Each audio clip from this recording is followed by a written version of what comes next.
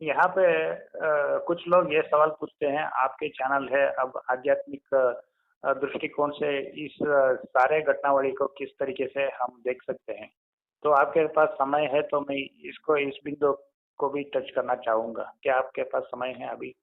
किस चीज के लिए? जैसे कि आज के घटनावली है जी, इसको आध्यात्म की दृष्टि से कैसे देखा जा सकता है? जैसे कि भ्रष्टाचार के मुद्दे हैं, तो हम्म, इसको एक बिंदु में सोच रहा था। एक ऐसे मेरे पास एग्जांपल आया, हम्म, जैसे कि आपने जो एक सुझाव दिया कि आपने भ्रष्टाचार मिटाने के लिए आपने एक सुझाव ये दिया कि जो है एफएमआरआई मशीन है, हम्म, उसके बदौलत जो है आप चोरों को और जो भी भ्रष्टाचारी जो भी लोग हैं, उनको पकड़ने के लिए एक सुझाव दिया था। लेकिन हम इसको हिंदू के दृष्टिकोण से इस तरीके से देखने की कोशिश करेंगे तो एग्जाम्पल ये मिलेगा कि हमारे जो अ, मान्यता के अनुसार 9 ग्रह हैं। इनमें 9 ग्रह में सबसे जो न्यायप्रिय जो एक भूमिका निभाने वाले एक ग्रह है, जो काफ़ी हद तक लोगों के जीवन में जो है लोग गाली देते हैं, वो शनि ग्रह है। शनि महाराज जो है प्रमुख भूमिका निभाते हैं। नहीं, अगर लोग देख गाली नहीं देते हैं। सनी को जो गाली देगा वो तो सनी के गिरफ्त में ऐसे ही आ जाएगा। तो ज्योतिष की बात कर रहे हैं आप? हुँ? ज्योतिष की बात कर रहे हैं?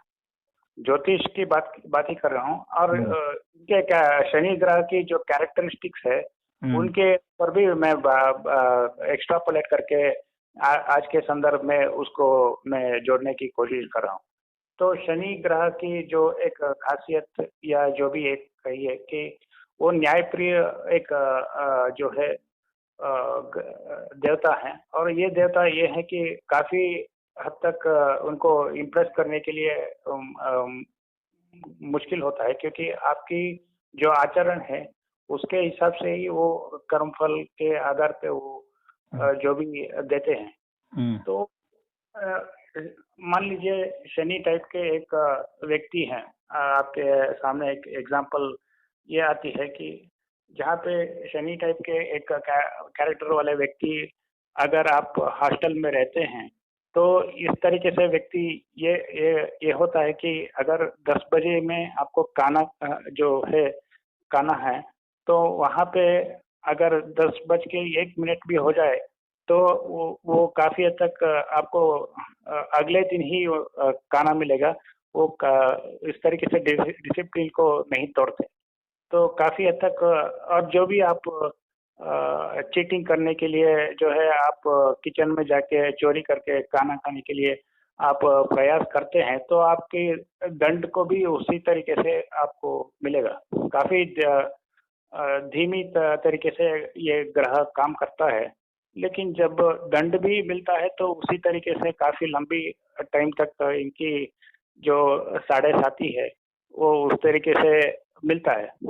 और विडंबना और ये भी देखिए, अगर देखा जाए तो हमारे यहाँ इस तरीके से डिसिप्लिनरी जो व्यक्ति होते हैं उस तरीके से जीवन जीने के लिए अगर किसी लोगों को बाध्य किया जाए तो काफी हद तक लोग उस एनवायरनमेंट से भागने की कोशिश करेंगे या कुछ या जो है अपने आप आपको छुपाने की कोशिश करेंगे। अगर ये भी एक एग्जांपल देखिए, जो शिव है उनको भी चुपना पड़ा काफी हद तक शनि के प्रकोप से बचने के लिए। हम्म, तो एक एक और एग्जांपल ये है कि अ, हाँ, इनके डिसिप्लिन को फॉलो करने वाले कुछ ही एक ग्रह ऐसे हैं जो शनि के जो ईमानदारी से जो भी नियम है, जो भी सत्य के मार्ग है, वो चलने के लिए जो है मंगल ग्रह चल सकता है सीधे रास्ते और जो है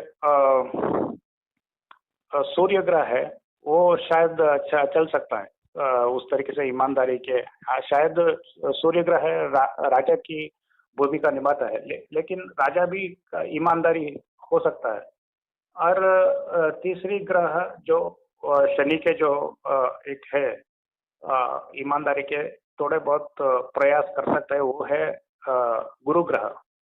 थोड़े बहुत नहीं कर सकता है, लेकिन गुरु जो है गुरु के स्थान बहुत ऊंचे होते हैं। इसलिए आध्यात्म की दृष्टि से तो देखा जाए तो गुरु के आशीर्वाद से ही शायद आप शनि के प्रकोप से भी शायद बच सकते हैं।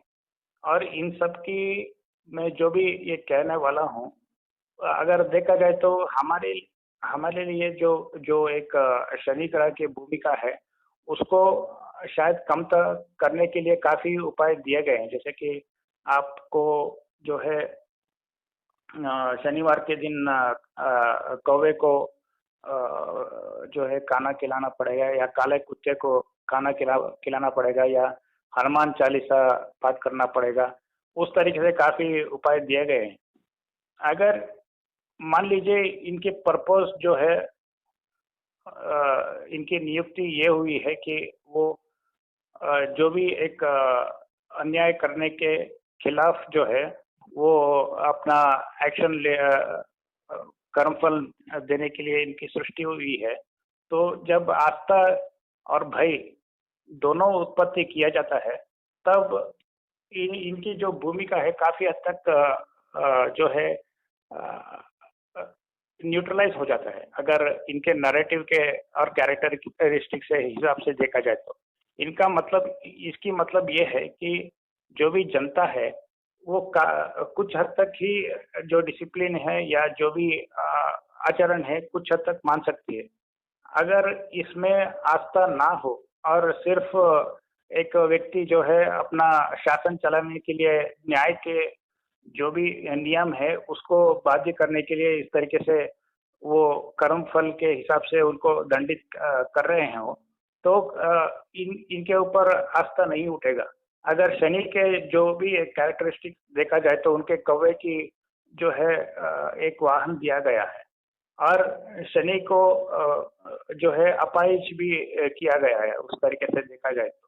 और ये भी देखिए कि हनुमान जो है और गणेश जो है इनके ऊपर हावी है। तो इस तरीके से जो भी इनकी भूमिका रही है, तो इसका कहने का मतलब ये भी है कि एक हद तक डिसिप्लिन और भ्रष्टाचार के सीधे रास्ते चलने के लिए कुछ लोग कुछ दिनों तक बाध्य हो सकते हैं, और जब इनको बचाने के लिए भी काफी हद तक जो है और देवता चाहिए इस संदर्भ में बाहर निकालने के लिए, क्योंकि वो एक तरीके से एक प्रिजन हो जाता है। डिसिप्लिन फॉलो करो, रूटीन लाइफ जियो और खाओ पियो, और सिर्फ जो आपको आमदनी दिया गया है आप ग्रोथ के लिए कामना ना करो। तो उस तरीके से एक डिसिप्लिनरी लाइफ से बाहर निकालने के लिए भी एक तरीके से देवता भी तैयार हुए हैं। आप किस तरीके से देखते हैं इस चीज को? देखिए, हम लोग के शास्त्र में यह बताया गया है कि आप कमाई कर सकते हैं, कमाई के लिए कोई मना नहीं है, लेकिन कमाई जो है धर्म सम्मत होना चाहिए। धीरे काम के पहले धर्म आया, धर्म अर्थ काम मोक्ष। तो धर्म सम्मत कमाई होनी चाहिए, अर्थात न्यायपूर्ण कमाई आपकी होनी चाहिए। अगर यदि किसी को वो उबाऊ लगता है कि हाँ भाई न्यायपूर्ण कमाई उबाऊ है, तो हम अब जो है इस उबाऊपन से बचने के लिए अब हम अन्याय करेंगे, हाँ तो ठीक है, आप अन्याय तो कर सकते हैं, कर लीजिए। कर्म करने के लिए तो भाई आप जितने अंश में आजाद हैं उतना आप कर्म कर लेंगे, फिर उसका कर्म फल के लिए भी तैयार रहिए, क्योंकि ये तो इस अस्तित्व का विधान है। तो आपको फिर उसका कर्म फल भी मिलेगा, आपको दंड भी मिलेंगे। और दंड मिलेंगे का मतलब यह नहीं है कि सिर्फ डंडा से मारा जाता है, रोग के रूप में मिलते हैं दंड, परिवार में क्लेश के रूप में मिलेंगे, दुख तकलीफ में मिलेंगे, एक्सीडेंट में मिलेंगे, मानसिक तनाव में मिलेंगे, नींद नहीं आएगी, हजार तरह की समस्याएं होती हैं जो, तो उसके माध्यम से उसको दंड दिया जाता है, अलग अलग तरीके से दंड दिया जाता है। तो वह तो शनि जो है और व्यक्ति को ही दंड नहीं देते हैं, एक परिवार को भी दंड देते हैं, एक समाज को भी दंड देते हैं, एक देश को भी दंड देते हैं, एक पूरी मानव जाति को भी दंड देते हैं। हाँ, अब पूरे पृथ्वी और ग्रह नक्षत्र तारे जो बड़े बड़े हैं इनको भी दंड मिलता है, तो दंड तो सबको मिलता है। यानी कर्म का कर्म फल मिलता है। दंड की भाषा में क्या कहा जाए, तो जो कर्म है तो कर्म फल मिलेगा, अच्छा अच्छा का भी अच्छा भी मिलेगा, बुरा का बुरा भी मिलेगा।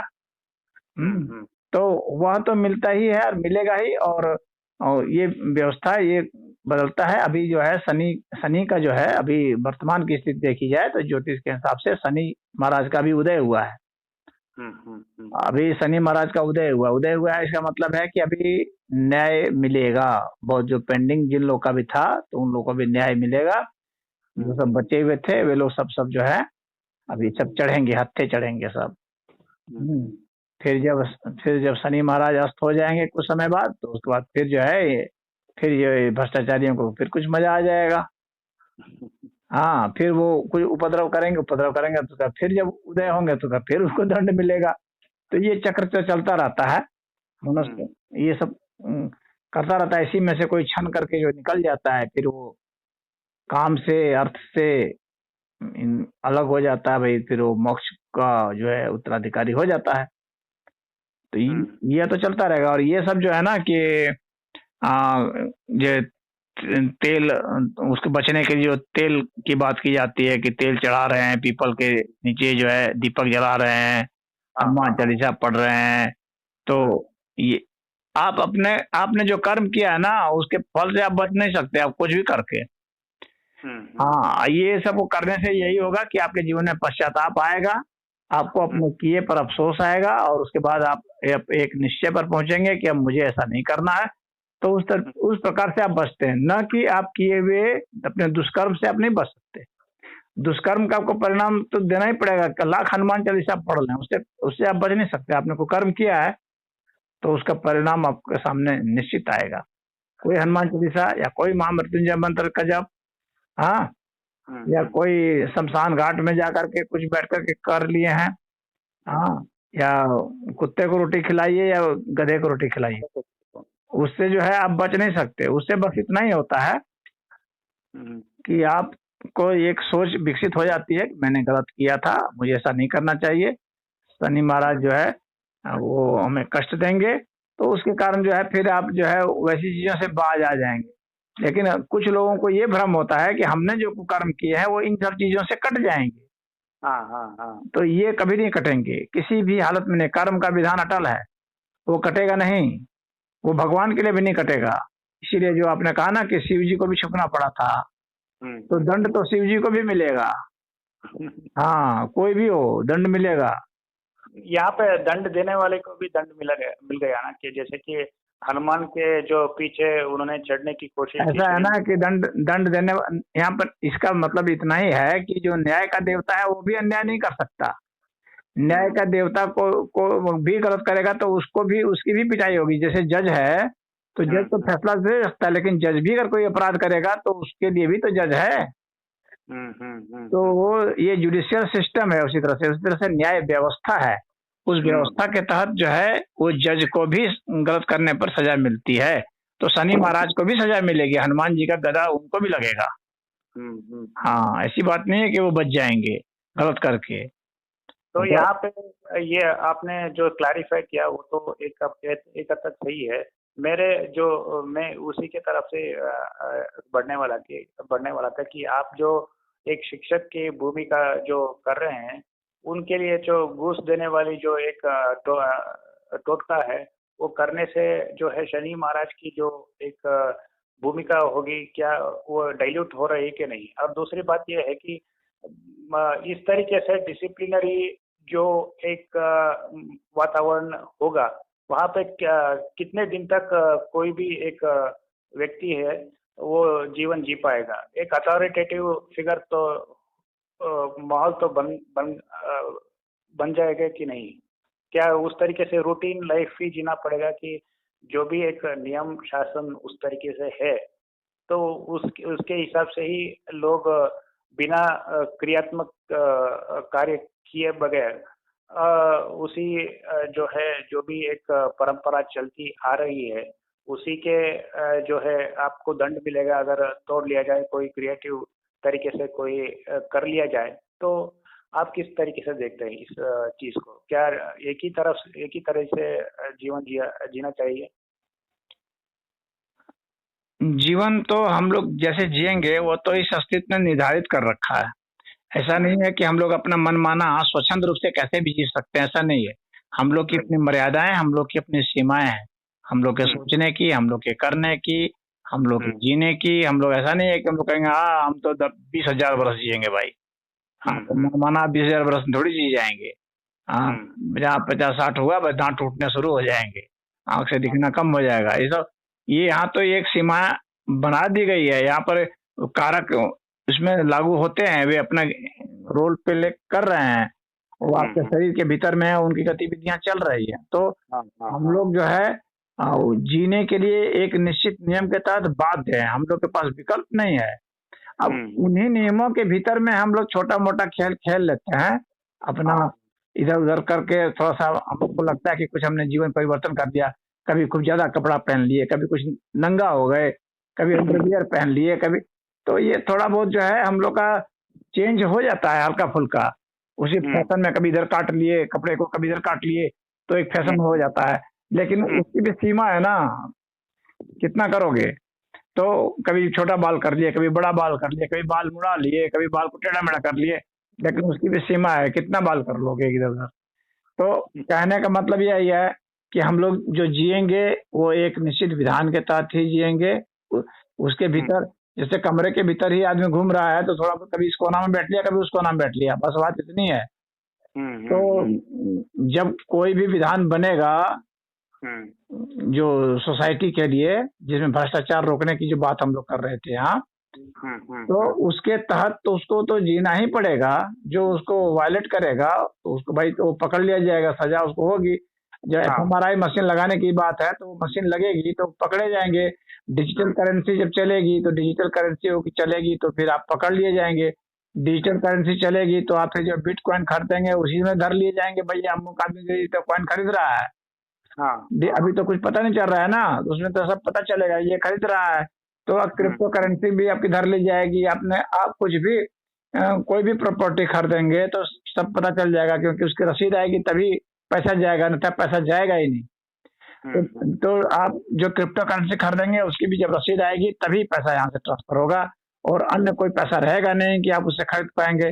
तो पूरा ट्रांसपेरेंट व्यवस्था होगी। आप मजबूरन आप ईमानदार आदमी होंगे आप, और आपको रहना पड़ेगा, गवर्नमेंट के हिसाब से आपको चलना पड़ेगा, सोसाइटी के हिसाब से चलना पड़ेगा। किसी भी एक व्यक्ति को या कई व्यक्तियों के समूह को पूरे सोसाइटी का पैसा हड़पने की छूट नहीं दी जा सकती है। नहीं, उनके पैसे को जो है मिसयूज करने की छूट नहीं दी जा सकती है। मैं किसी व्यक्ति के या केजरीवाल के जो एग्जाम्पल लेके एक्स्ट्रापोलेट नहीं कर रहा हूँ, मैं एक आम एग्जाम्पल दे रहा हूँ कि आप मान लीजिए आपकी जो जॉब के हिसाब से जो मिलता है या मजदूरी या उस तरीके से मिलता है, तो आप मेहनत तो कर रहे हैं या जो भी कर रहे हैं, तो आपको जो अच्छी जिंदगी जो भी ख्वाब है तो उस तरीके से अपने कारोबार फैलाने के लिए तो हाथ पैर तो मारने पड़ेंगे। तो यहाँ पे जब शनि जैसे जो एक जो शासक आते हैं या कोई भी उस तरीके से डिसिप्लिनरी व्यक्ति आते हैं, तो एक तरीके से एक सीमित जो अपॉर्चुनिटी है उसको ये कर देते हैं। मान लीजिए हमेशा एक कहा जाता है कि जो आपराधिक रास्ते हैं वो हमेशा जो है काफी सीमित अवधि से जो है आपको सुख मिलेगा, बाकी जो भी एक जिंदगी है आप पछतावा करेंगे। तो ये जो ईमानदारी है हमेशा आपकी रक्षा तो करेगा ही करेगा, ये तो अपने आप में सही है। जब तक कि आप जो है अपने जो एक आध्यात्मिक जिंदगी जो है आप चयन करते हैं, तब तो आप किसी भी जो लोभ है या दुनिया के जो भी एक जो उस तरीके से ये मिलता है सुख सुविधा के पीछे आप नहीं भागते। तो शनि जो है इसलिए सन्यासी भी कहा गया है, उस तरीके से देखा जाए तो मैं इस हिसाब से भी कह रहा था। और दूसरी बिंदु ये भी है, मान लीजिए शनि भी एक तरीके से एक गाली के पात्र बन जाते हैं किसी तरीके से जो है संकट आती है, काफी हद तक लोगों को जो है साढ़े साथी आती है, तब उनके ऊपर झूठे आरोप भी लगते हैं और उस तरीके से काफी लक्षण है ज्योतिष में। मैं उस तरीके से नहीं जा रहा हूँ, मैं एक एग्जांपल ये दे रहा हूँ कि आपके पास जो है, आपने ये कहा कि आपके पास मशीन है। मैंने इसके डिस्कशन पे एक टाइम पे डिस्कशन किया था, लेकिन मैं इसको दूसरी तरह से ले जाने की कोशिश कर रहा हूँ कि आपने जो है, मान लीजिए आपके पास जो है मशीन है और मशीन के द्वारा एक चोरी पकड़ी गई, तो यहाँ पे दो तरफ के जो सोशियोलॉजी के मैं बात कर रहा हूँ, जहाँ पे आप कार्रवाई करने के लिए आपके पास सत्ता होनी चाहिए। बिना कार्रवाई के आपने सिर्फ सच्चाई को उजागर किया और उसके बाद कोई कार्रवाई नहीं हुई, तो उसका सत्य के जो मायने होते हैं वो कोई मायने नहीं होते हैं।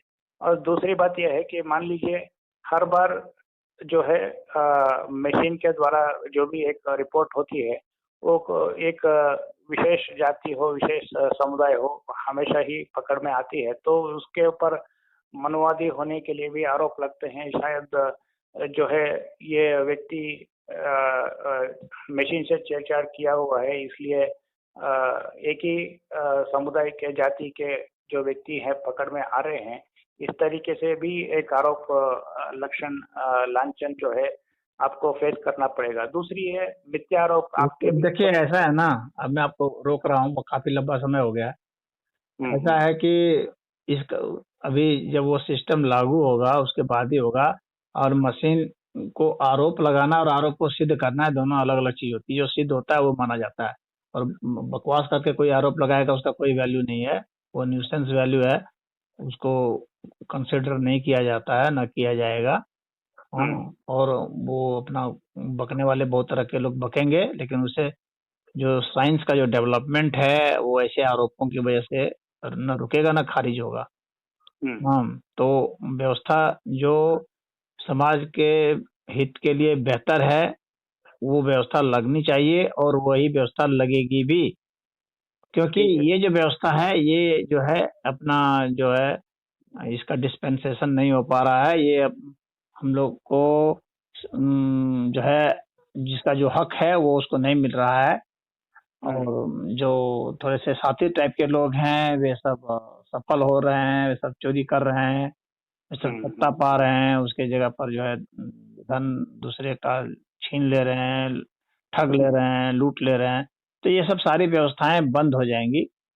तो अब सिर्फ उजागर होने की बात नहीं है, जब वहां उजागर होगा तो जाहिर सी बात है कि जिस चीज के लिए उजागर होगा उसके साथ उसके लिए दंड का प्रावधान भी होगा कि अमुक चीज में आप उजागर हो गए हैं तो अब आप उसका जो दंड है वो आपको मिलेगा। दंड से बच नहीं सकते, क्योंकि वो सिस्टम जो है कोर्ट में भी लागू होगा, हर जगह सिस्टम वो लागू होगा। टेक्नोलॉजी का सिस्टम ऐसा नहीं है कि खाली एक जगह लागू होगा, कोर्ट में भी लागू होगा। सभी के माइंड रीड होंगे और वहां पर जो है निर्णय एकदम सटीक आएगा। कोई बच नहीं सकता है, कोई पैसा ले नहीं सकता है, पैसा ट्रांसफर कर नहीं सकता है।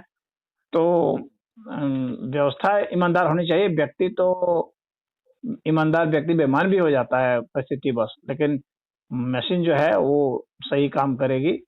और जहां तक इसकी बात है कि ये कब तक काम करेगी, तो देखिए मनुष्य जब जन्मा है तो मरेगा भी, मनुष्य जाति भी जब जन्मी है तो मनुष्य जाति का भी एक समय अंत आएगा, मशीन जब जन्मा है तो मशीन का भी अंत आएगा, ये पृथ्वी जब जन्मी है तो पृथ्वी का भी अंत आएगा। तो फॉर इनफाइनाइट पीरियड के लिए तो नहीं होगा ये, लेकिन जब तक मनुष्य बचेगा तब तक अपना बेहतर से बेहतर करते रहना, सोचते रहना, ये तो मनुष्य का फर्ज है, वो करता ही रहेगा। माइंड दिया है भगवान ने इसीलिए ना कि वो बेहतर से बेहतर अपने लिए व्यवस्था बनाओ, अपने समाज के लिए बनाओ, तो वो बनाया जाना चाहिए। अब रही बात त्रुटियों की, तो त्रुटियां तो भाई ये इसको विकृति कहा जाता है।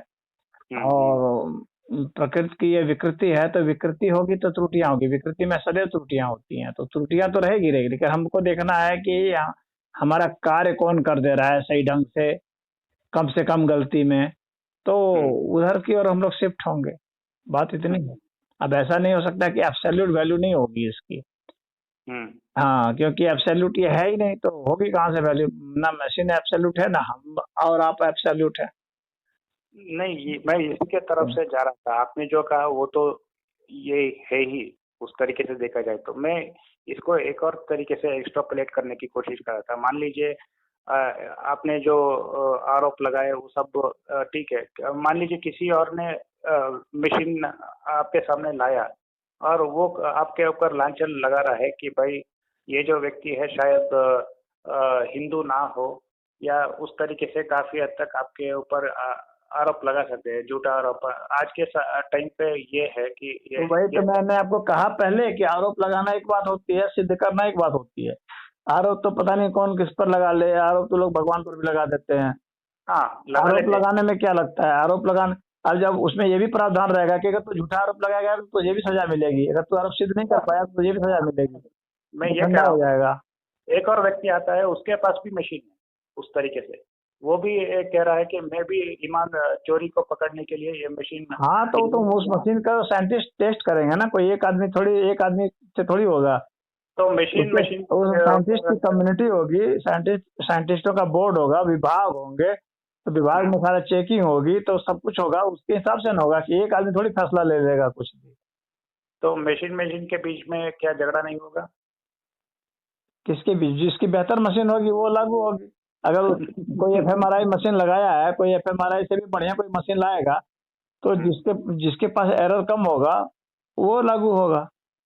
जिसमें एरर ज्यादा होगा, जितना परसेंटेज एरर होगा उसको हटा दिया जाएगा। उसमें मशीनों में भी तो विकास होता रहता है, तो सदैव विकास होता रहेगा। जो बेहतर मशीन आती जाएगी उसको लागू किया जाएगा, जो बदतर सिद्ध होगा उसको हटाया जाएगा, या जो कम उपयोगी है वो हटता जाएगा। आपने कही, मैं एक और बिंदु पर ले जाने की कोशिश कर रहा था, राहु के ऊपर। राहु जो अब रहने दीजिए, बहुत टाइम हो गया, बहुत देर हो गया। जोड़ के मैं एंड करूंगा क्योंकि कहना जरूरी है। राहु जो है एक स्वर्भानु एक राक्षस था। वो जो है अमृत जो आवंटन हो रहा था उस टाइम पे, जो समुद्र मंथन के टाइम पे उन्होंने जो है देवता के वेश में जाके उन्होंने अमृतपान पी लिया, और उनकी जो दो शरीर जो है राहु और केतु हुआ। और राहु की जो एक ये है कि वो एग्जैजरेशन करता है, और जो भी एक चीज है उनकी नकल करता है, और उस तरीके से जो है पैशन उत्पत्ति करता है। जो भी एक नकारात्मक चीज है उस तरीके से उत्पत्ति करता है। लेकिन राहु जो है वो एक अमर हो चुका है। आप इस विषय पर किस तरीके से देखें राहु के भूमिका? राहु को भी बनाया है ना, शनि को बनाया है तो राहु को भी बनाया है। शनि और राहु जो है परस्पर मित्र माने जाते हैं। हाँ, और राहु ये भी माना जाता है कि ये भ्रम पैदा करता है। हाँ, भ्रम पैदा करते हैं। भ्रम पैदा करता है। ये टेक्नोलॉजी का भी माना जाता है, टेक्नोलॉजी में भी आगे होता है, विशेषकर जो है इलेक्ट्रॉनिक में और जो है साइबर में। हाँ, ये इसी के सब्जेक्ट माने जाते हैं। और ये भी जो मीडिया है ये भी राहु का ही माना जाता है। हाँ, तो जितनी भी आभासी दुनिया है उसका जो है स्वामी ये राहु ही है। हाँ हाँ हाँ। तो आज के जमाने में राहु का प्रभाव इसीलिए बढ़ गया है क्योंकि ये भ्रम भी फैलाने में समर्थ है। मशीन एज भी है, और इलेक्ट्रॉनिक एज भी है, और जो है कंप्यूटर एज भी है, मोबाइल एज है, साइबर एज है, फोटोग्राफी वगैरह सब जो है ये सब राहु के अंतर्गत आता है। तो इसलिए आज के युग में जिसका राहु मजबूत होता है वह जो है सफल व्यक्ति होता है भौतिक दुनिया में। हाँ, तो वह तो है अपनी जगह पर कि भौतिक दुनिया में सफल होता है, परंतु राहु जो आपको सफलता देता है वो भौतिक सफलता देता है, और भौतिक सफलता के अपने मायने हैं, अपने प्लस भी है, अपने माइनस भी है। तो जो समृद्धि देगा तो अशांति भी देता है। क्रोध भी देगा, चिड़चिड़ापन देगा, सफलता हाथ लगेगी तो फिर जो है अवसाद में भी चला जाएगा, कंफ्यूज हाँ। होकर के आत्महत्या भी करेगा, दूसरे को भी मारेगा, खुद भी मरेगा। हाँ, तरह तरह के विस्फोट करेगा, तरह तरह की साजिशें करेगा। तो राजनीति का भी स्वामी जो है ये यही माना जाता है, राहु ही माना जाता है राजनीति का स्वामी।